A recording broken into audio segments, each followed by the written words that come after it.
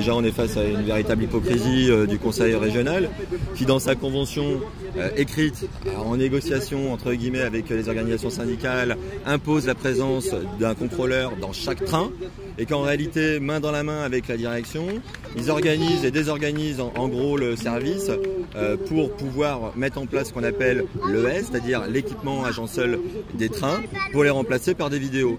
Depuis déjà pas mal d'années, il y a un véritable plan social qui se travaille à la SNCF. Actuellement, on voit des suppressions de guichets un petit peu partout en France. Il n'y a plus de service public puisque les usagers sont obligés d'attendre parfois 1 heure, voire 1h30 afin d'accéder à un guichet, puis leur vendre un billet de train. Avec la suppression des contrôleurs à bord, du coup, ils n'ont plus accès à pouvoir acheter un billet de train. Je ne parle même pas de la condition de sécurité à bord, de la sûreté à bord, puisque le contrôleur n'est pas là juste pour une question de verbalisation ou de contrôler les titres de transport. Les contrôleurs ont une question de sûreté et de sécurité à bord des trains. Souvent on parle de contrôleur, on devrait appeler ça plutôt un agent du service train parce que les missions d'un contrôleur c'est la sûreté, être présent dans un train et auprès des voyageurs et des usagers. Et aussi également de faire la sécurité. Alors la sécurité, c'est pas la sécurité des voyageurs, mais la sécurité des circulations, puisque pour faire rouler un train, il y a des conditions avec des autorisations de départ, des sillons qui doivent être libérés, enfin des conditions qui doivent être réunies, comme la fermeture des portes. Ça paraît tout simple, mais on a encore des événements majeurs en France où on a des trains qui partent avec des portes ouvertes.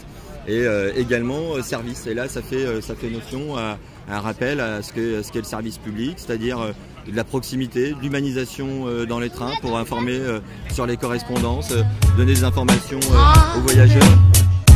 One step ahead of misery. Je pense du retrait des contrôleurs sur la SNCF, c'est pas forcément une bonne idée parce que c'est quand même les personnes à qui, en cas de pépin dans le train, on peut se référer. Si jamais on a une correspondance à prendre, qu'on n'est pas forcément au courant des horaires qu'il y a à prendre, après ils sont pas là que pour foutre des prunes. Si jamais il y a d'autres pépins, type une personne qui vomit, une personne qu'il faut prendre en secours, ils sont là aussi. Du coup, c'est quand même des personnes qui ont un métier assez polyvalent, donc moi je pense que ce serait quand même assez important de les garder à bord.